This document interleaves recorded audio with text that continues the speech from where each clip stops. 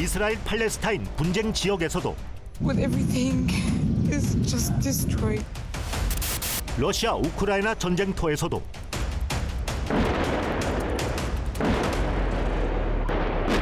전장의 판도를 좌우하는 핵심 무기로 등장한 드론.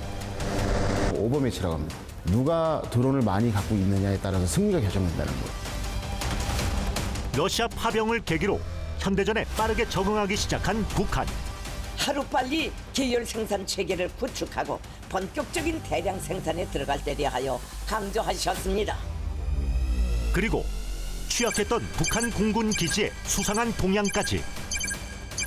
거의 국가 예산의 90%를 군사 쪽으로 투자를 하다 보니까 아마 상상 이상일 것입니다. 아마. 북한에서 천재가 있을 거잖아요. 다 그쪽으로 가는 거예요. 한반도를 엄습하는 드론 전쟁의 그림자. 우리 앞엔 어떤 위협이 도사리고 있는 걸까요?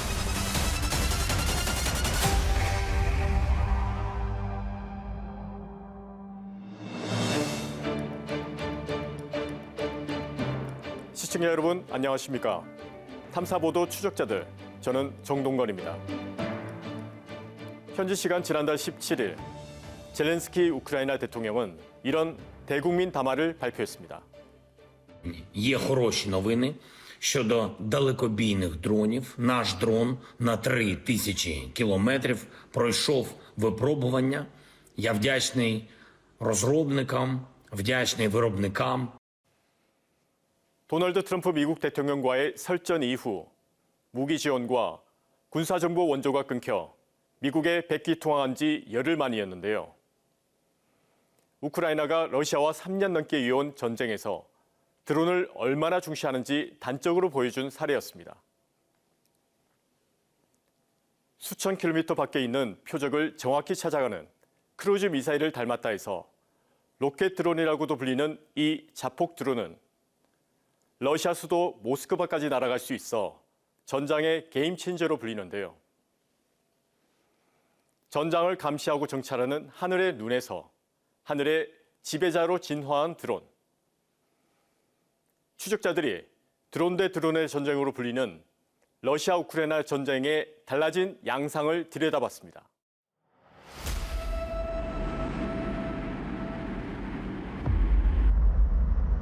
Мною принято решение о проведении специальной военной операции. 우크라이나의 수도 키이우. 3년 전 러시아가 이곳을 처음 침공했을 때만 해도 전 세계 여론은 러시아의 압승을 예측했습니다. 러시아는 굉장히 강력한 군사력을 준비를 했고요. 최신 전술, 무기 체계들을 동원해서 20만 대군을 동원해서 공격을 시작했기 때문에 3일이나 4일 정도면 우크라이나가 항복할 것이다. 이런 평가들이 초반에는 지배적이었습니다. 민간인 거주 지역을 향한 러시아의 무차별적인 폭격. 믿기 힘든 현실에 겁에 질린 우크라이나 주민들이 울음을 터뜨립니다. Да, сын на работе, я одна. Куда мне бежать? Куди ховатися? Куди? Скажіть, будь ласка. 러시아군이 대규모 탱크를 이끌고 키이우로 진격하는데 최강 화력을 앞세운 러시아군의 압박 전술.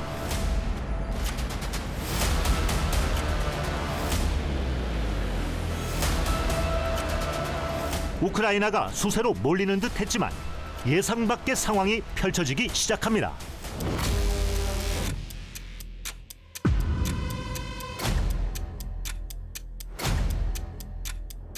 러시아 기갑부대 행렬이 옴짝달싹 못하는 미스터리한 일이 벌어진 것. 정체 구간만 무려 64km. 기름도 제대로 보고 못했고 2차선, 3차선이 계속 있는 도로가 아니잖아요. 몇 군데 중요 지점이 병목 현상이 일어나면 다 막혀준 거예요. 3월 초가 되면은 라스푸티차라는 자연현상이 발생합니다. 굉장히 많은 양의 비가 내리고 여기가 토양이 굉장히 질척되는 그런 토양으로 바뀌기 때문에 기갑 차량들이 그 진탕에 빠져가지고 기동을 못해서 돈자가 됐던 것이지. 이때 우크라이나군 드론 조종사가 진흙에 빠진 러시아 전차를 포착합니다. 비좁은 공간에서 비디오 게임을 하듯 드론을 조종하는 우크라이나 병사.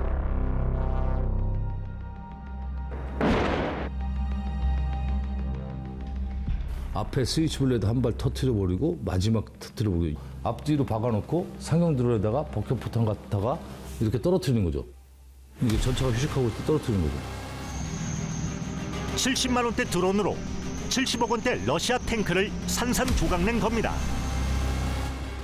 이들은 드론 애호가 등 민간인 30여 명으로 꾸려진 우크라이나 드론 부대였습니다. 그러니까 우크라이나가 전력이 부족하니까 드론 동호인들이 실제 뭐 좀 전장에 쓸 수 있는 걸 도와주자 그래가지고 해서 그냥 민수용 드론을 막 조립하고 뭐 하고 해가지고 해서 군용에 조금 맞게 개조하고 그러던 게 나중에 정식 부대가 된 거예요, 이게. 그래서 이제 이 부대가 굉장히 다양한 드론들을 고안을 했고 그게 이제 전쟁 초기부터 널리 쓰이기 시작한 거죠. 개전 초기 폐색이 짙었던 우크라이나의 운명을 바꾼 드론 부대. 현지에서 드론 부대를 이끄는 영관급 장교에게 선전할 수 있었던 비결을 물었습니다. Я Ким Дмитро Якович. Зараз знаходжусь на посаді начальник аналітичного відділу військової розвідки. 교전 과정에서 한쪽 눈을 잃은 야쿠브치 대령. Не тільки літательні, але ж і наземні, і морські, і зараз ми виграємо війну благодаря цим дронам. Так, ми розраховували навіть на це, особливо 14-й рік, дуже розраховували на дрони. 우크라이나를 향한 러시아의 침공은 이번이 처음이 아니었습니다. 11년 전에도 닮은 꼴 침공을 감행했던 러시아. 그 결과 크림 반도가 러시아에 강제 병합됐는데 눈앞에서 영토를 빼앗긴 뼈아픈 경험에서 비롯된 궁여지책이 바로 드론이었던 것. 그대로 싸우면 약자와 강자가 싸우면은 결과는 뻔하잖아요. 우크라이나의 고민은 뭐였냐면 나의 전투력을 보존하면서 최대한 많이 러시아군을 재파식 공격하는 러시아군을 소모시켜야 되는 전술이 필요한 거예요. 그게 뭐냐면 비접촉 전투라는 겁니다. 접촉을 하지 않는 거예요. 터키산 드론인 바이락타르 TB2도 개전 초기 우크라이나 군의 핵심 전력 중 하나였습니다. 러시아 입장에서는 대전차 미사일을 쏠 수 있는 그런 드론에 대해서 본 적도 없었고 들은 바도 없었습니다. 그런데 어느 순간 갑자기 그 지대공 미사일이 먼저 박살이 나고 그 뒤에 전차, 장갑차들이 하나 둘씩 박살이 나니까 도대체 누가 이것을 쏘는 거냐? 사람이 탈 정도로 큰 비행기고요. 유인 조종사가 전투기복을 들어가서 폭격을 하는 대신 원격으로 조종을 해서 거기서 이제 미사일을 쏘는 플랫폼으로 활용이 되는 겁니다. TB2 같은 경우에는 이제 미사일을 쏘고 다시 돌아오는 케이스로 쓰기 때문에 좀 더 유연한 작전을 활용할 수 있을 거고요. 길이 6.5m, 날개 너비 12m, 공대지 대전차 등 총 4발의 미사일 장착이 가능하다는 게 특징입니다. 우크라이나 총사령관은 바이락타르 TB2 2대가 사흘 동안 총 2,600만 달러, 한화 345억 원어치의 러시아 전략 자산을 파괴했다고 선전했습니다.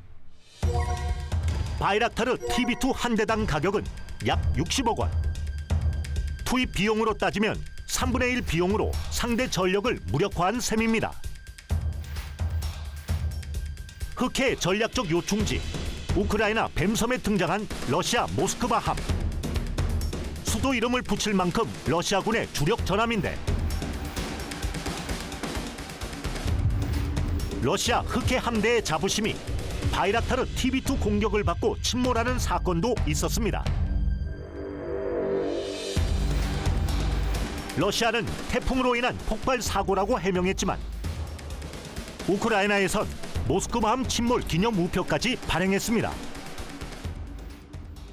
개전 초에는 그 우크라이나군한테는 굉장히 큰 선전 소재였고요. 러시아군한테는 굉장히 큰 정신적인 충격을 준 신무기였습니다. 기본적으로 이 바이락타르 TB2는 굉장히 가격이라든가 이런 면에 있어서도 꽤 좀 경쟁력이 있는 드론이에요. 그래서 보통 이제 미제나 이런 거 같은 것들은 막 인공위성 링크를 사용해야 되고 뭐하고 굉장히 시스템이 복잡한데 상대적으로 이제 바이락타르 TB2 같은 경우는 인프라가 제대로 안 된 국가에서 어느 정도 운영할 수가 있는 거죠. 우크라이나 저항의 상징으로 떠오르며 전장의 스타가 된 바이락타르 TB2. 바이락타르 바이락타르 하지만 바이락타르 TB2를 포함해 러시아 대공 무기에 격추되는 우크라이나 드론이 매달 10,000대에 달한다는 추정치도 나왔는데 러시아의 반격도 만만치 않았습니다.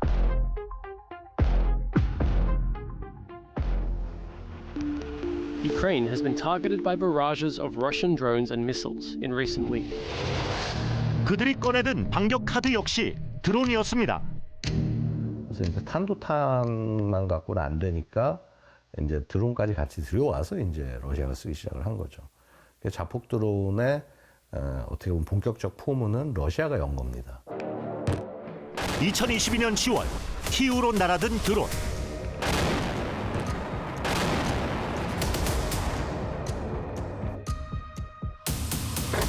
목표물에 직접 부딪혀 폭발하는 자폭 드론이었습니다. 민간 시설을 겨냥한 자폭 드론 공격에 임신부를 포함한 우크라이나 주민 8명이 숨졌습니다. Просто зараз відбувається нова російська атака дронами і є збиття. Світ може і повинен зупинити цей терор. 2년 전 우크라이나 전쟁의 자원에 6개월간 전투를 치른 한국인 조희진 씨도 당시 전장에서 드론의 위력을 체감했습니다. 공격 받을 때마다 거의 항상 보는데 어떤 식이냐면은 포격을 받는 동안 하늘 위에 드론이 떠 있어요. 드론이 멀리서 올 때 이미 알아차립니다. 그래서 아, 드론이 오는구나라는 걸 알 수가 있어요. 이런저런 이유로 하나둘씩 죽어 나가면은 거기서부터는 이제 점점 거기 있는 것조차, 그러니까 밥숟갈을 드는 게 어려운 순간들도 있고요. 너무 가까운 사람이 죽었을 때는 나는 저 친구 시신을 수습을 못 하겠으니까 네가 좀 대신 수습 좀 해줘 하면서 부탁할 때도 있고, 그런 순간들이 가장 참혹한 순간들이죠.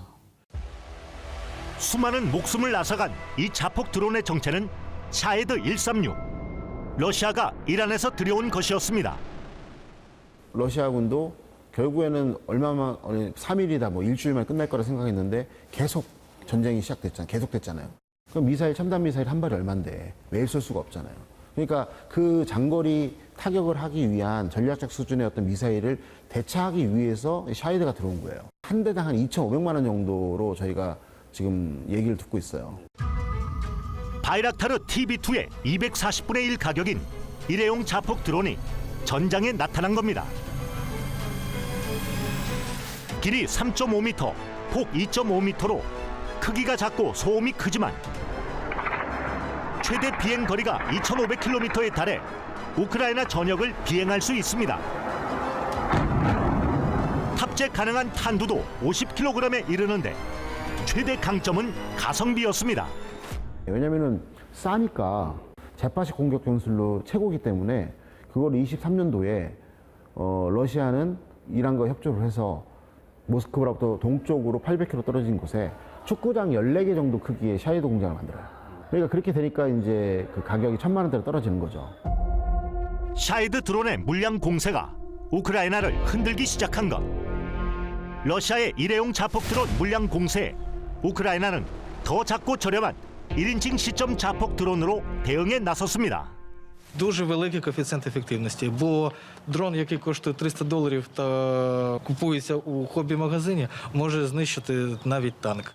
그 FPV 드론들은 사실은 민수용 드론이라고 뭐 군용이라 말할 수가 없는 수준이고요. 굉장히 가격이 쌉니다. 기껏해야 한 30-40만 원, 50만 원, 뭘 다냐는 다르겠지만, 그래서 그 정도 가격밖에 안 되는 드론이고, 그래서 우크라이나 같이 그 막강한 그 세계 최강의 러시아랑 이게 전쟁을 하니까 이제 궁여지책으로 들고 나온 건데 생각보다 상당히 잘 되는 거죠.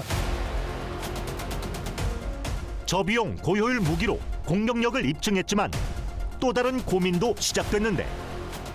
자, 근데 문제는요. 자, 그래서 자폭드론이고 뭐고 다 좋아요. 근데 야, 이거 드론을 막을 수 있는 방법은 없어? 우리 소위 대드론 체계라는 게 굉장히 많은데 우리가 왜 이거를 공격을 그대로 당해야 되는 거야?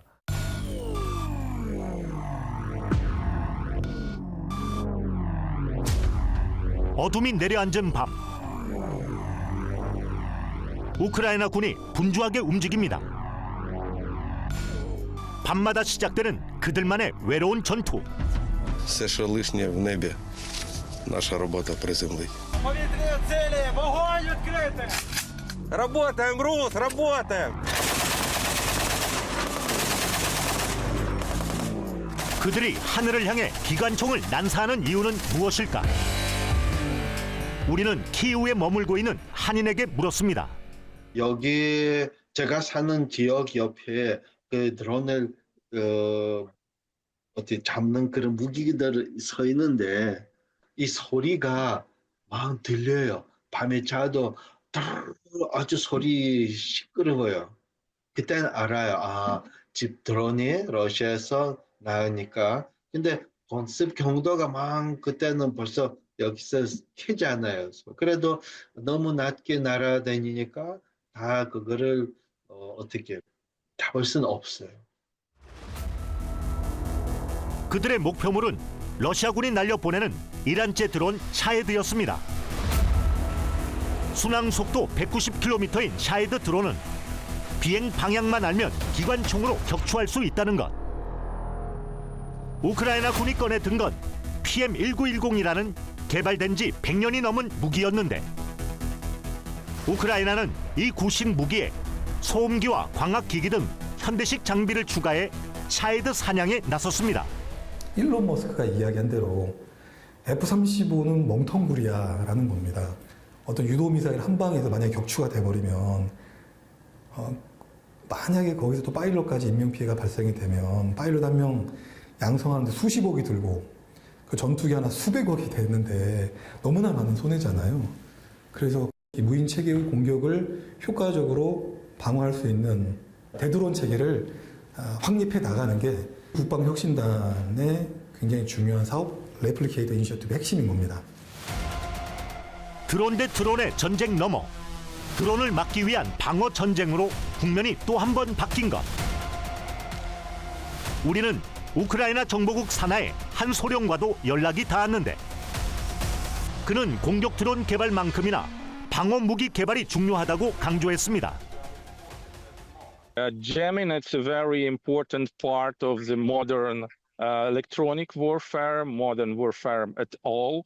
So at the moment on the front line, the era of the wired drones comes because wired drones cannot be jammed. So now more and more wired drones are used to destroy equipment and manpower.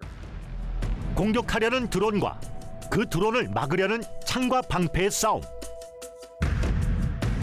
드론으로 드론을 격추하고 드론을 잡기 위해 공중으로 뿌리는 그물망이 동원되는가 하면 고슴도치처럼 장애물을 장착한 기상천외한 장갑차까지 등장했습니다. 치열해진 방패 싸움에 전파 방해를 피할 수 있는 광섬유 드론까지 등장했는데 광섬유를 쓰면 전파를 안 쓰고 유선 조종 한마디로 이제 선으로 연결되는 거예요. 그럼 전파를 안 쓰기 때문에 전파 방해를 해도 안 통해요. 무선 신호가 아닌 광섬유로 조종할 수 있어 안정적이지만 먼 거리를 날아갈 수 없는 한계도 있습니다. 광섬유 드론 등장은 상대 진영 드론 운용 체계 빈틈을 파고드는 전자전의 중요성을 깨닫게 했다는 평가도 나옵니다. 현대전의 게임 체인저. 드론은 또 어떤 모습으로 진화를 거듭해 나갈까요?